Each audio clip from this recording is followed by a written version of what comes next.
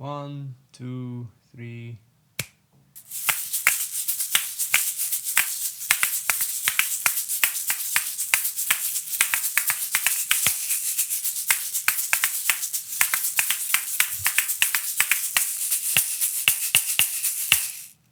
What's up everyone, Pete Gallia here once again. It's 2023, still in the same place, but a different time. So I've been away just for a minute to deal with some other things going on in my life, but now I'm ready to make more rhythm related videos here on YouTube. So let's dive into today's video. So as you figured out from the title below, today is all about 3D printed Asalato. So if you've seen my videos before, you've probably seen me play these ones, which are the Kashaka Pro Clear model from Kashaka UK. They sound awesome and they're really fun and easy to get used to when you're playing. And yeah, I'm just trying some new things basically. So before we dive into actually building the 3D printed Asalato today, I wanted to talk about essentially this thing. And so 3D printing is nothing new, obviously, it's 2023, and even 3D printed instruments aren't really a new thing. So backstory, a couple years ago, a friend of mine whose father is an engineer had just bought a 3D printer, and they asked me, we have a 3D printer. Do you have any ideas of what to print? And at the time I didn't play Asalato, and for some reason the first thing that came to mind was 3D printing an ocarina. And I've had this for many years, but I don't really use it, to be honest. I mean, it sounds okay.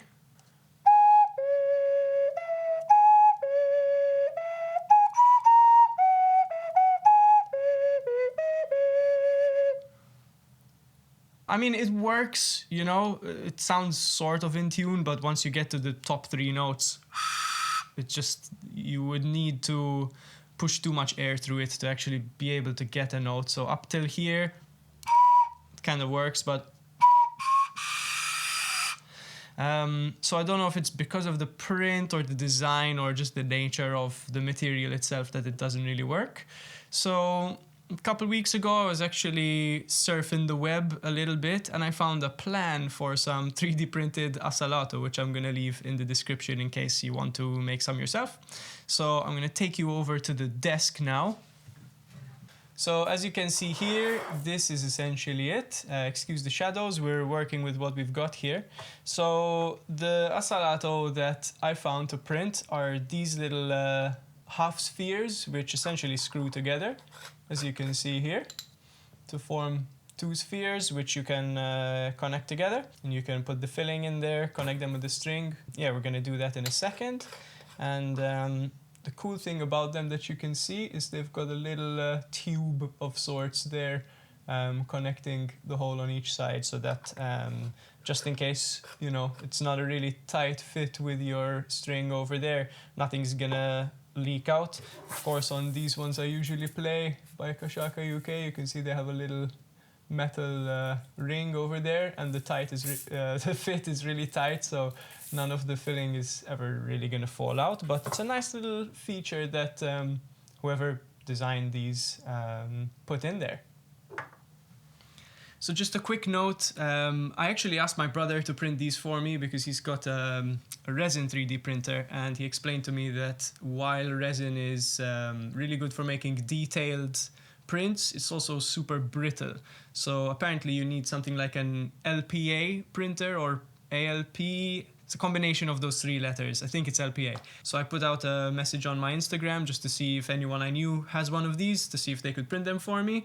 And luckily a friend hooked me up with his co-worker who has one of these, and I got them printed in orange, obviously, because orange is the coolest color that there is. And yeah, just a side note, make sure that you print them with an LPA printer, not a resin printer. So in terms of the filling, what we're gonna do today is I just bought a bunch of plastic beads, as you can see. I wanted to use metal ones because I thought they'd be more durable and actually sound better. But this was like €3.50 for this little box, whereas the metal ones were like €4 for about a quarter of the amount. So just for cost's sake, I went with these, and we'll see what they sound like. Now in terms of the rope I'm using, it's just some nylon rope.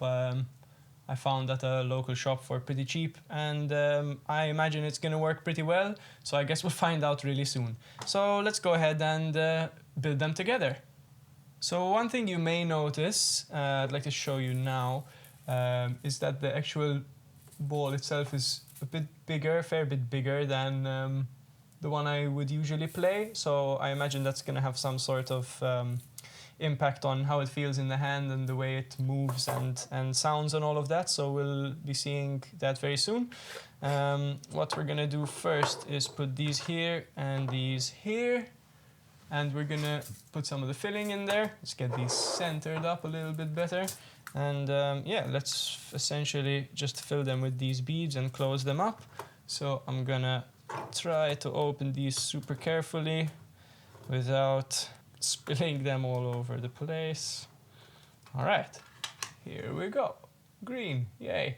Let's see how this is gonna work. Oh, okay, we're gonna make a mess. Let's see. I have an idea.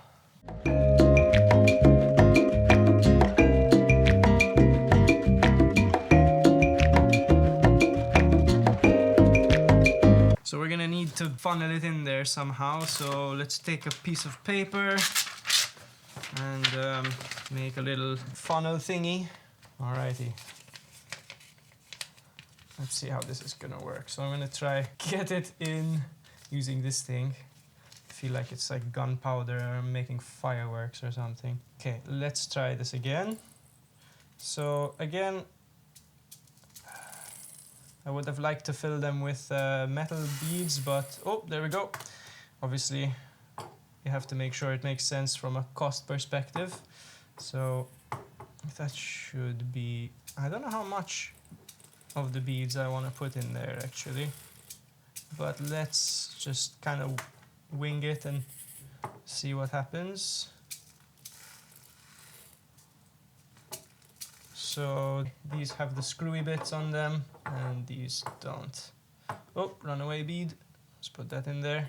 And the other one, maybe I should have put them in this one instead, but okay, let's see which works better. Oh, okay, more of a mess, but hey, it's all part of the fun, eh? In case you're gonna build them, let's see if it works better to put the beads in this one or the one that is not with the screwy bits. I'm gonna have a fair bit of cleaning to do after this, I reckon.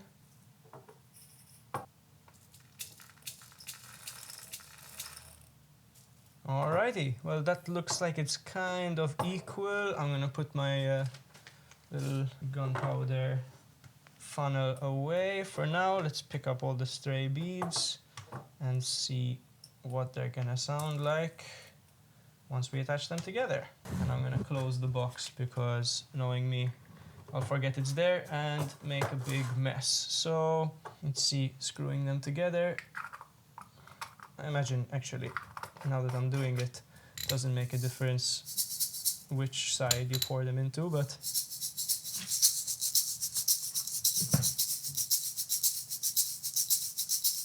that actually sounds all right. Let's do the other one.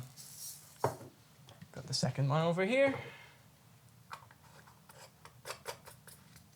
There they are. Do they sound the same? Let's see.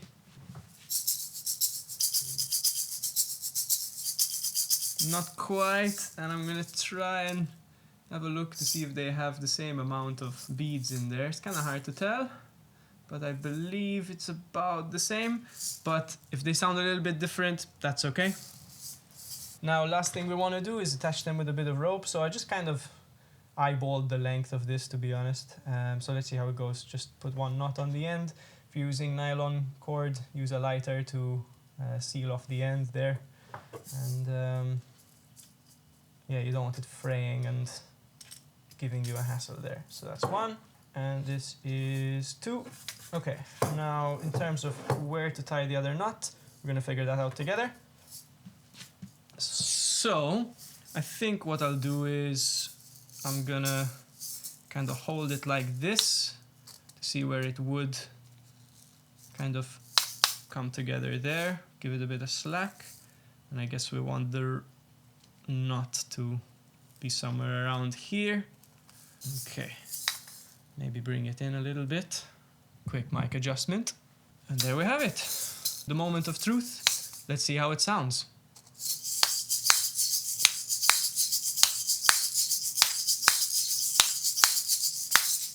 Okay, so it's a little bit too long, so I'm gonna adjust that now. These actually might be great for people with bigger hands. I don't have big hands, so they might be a bit clunky for me, but yeah, might be good if you have chunkier hands.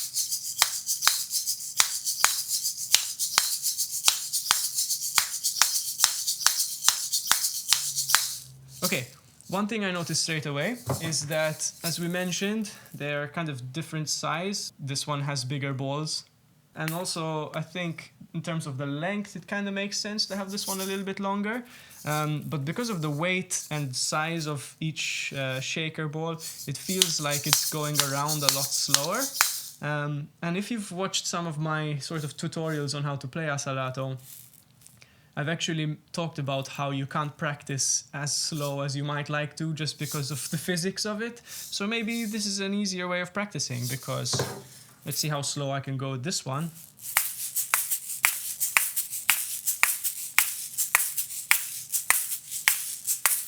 Yeah, any slower than this is not really gonna work. And maybe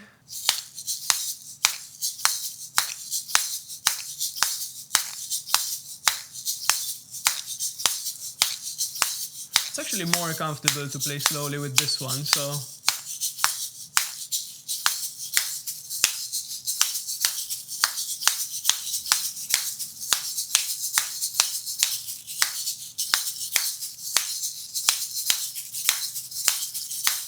okay, well, I do also notice, I'm not sure if that's translating too well through the audio here, that they do sound a little bit different in their shake sound. So when I do something like an air turn and switch which one is flying around,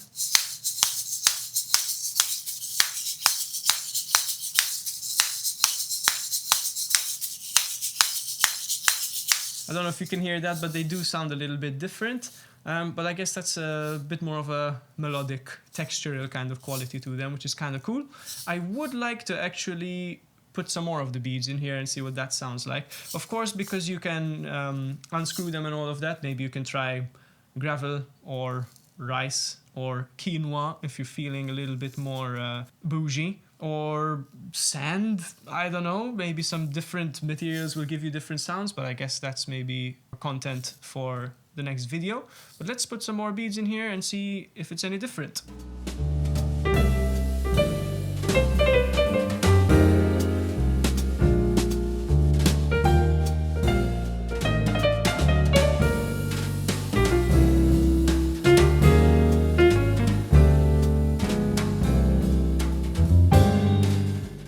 There we go. Let's try them out again.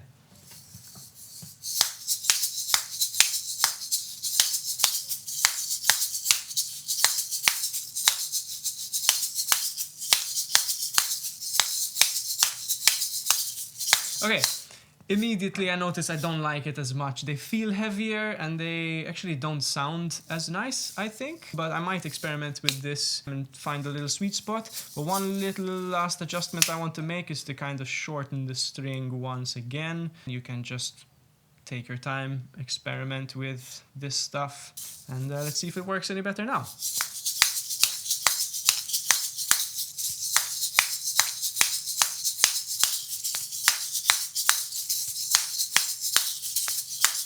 Cool, I think it feels pretty good. Still not there, still not 100% comfortable with the length of it, but I'll fine tune that in my own time. Now, as a last little thing I want to do, let's compare the sound of the two. So here's my Kashaka Pro clear model.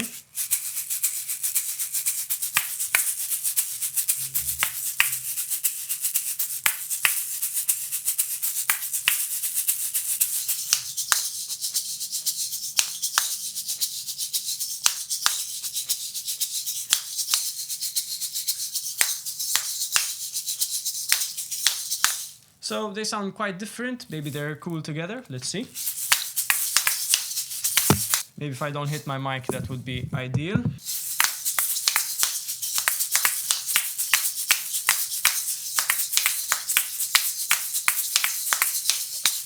Okay, the weight is significantly different between the two. Like this feels a lot clunkier and it's way heavier to get around. So it feels a bit weird to play the two at the same time. But I guess it's an option if you want to do that. And yeah, I'll leave it up to you to decide. So I guess that's it for today's video. I'm curious to hear your thoughts. What did you think of the 3D printed Asalato that we checked out here today? What do you think of the sound? Do you like the orange? Would you pick a different color? Would you pick a different filling?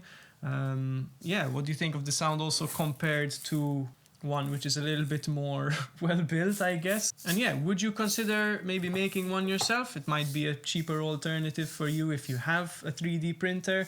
Once again, I'll leave the link for this design below. Yeah, other than that, thanks for checking out today's video. Please consider subscribing if you're into percussion or rhythm, asalato, any of that stuff, or even, you know, rudimental snare drumming, drum kit stuff. Subscribe and join the fun. Let's have a chat in the comments and be in touch. Have a good week and take it easy.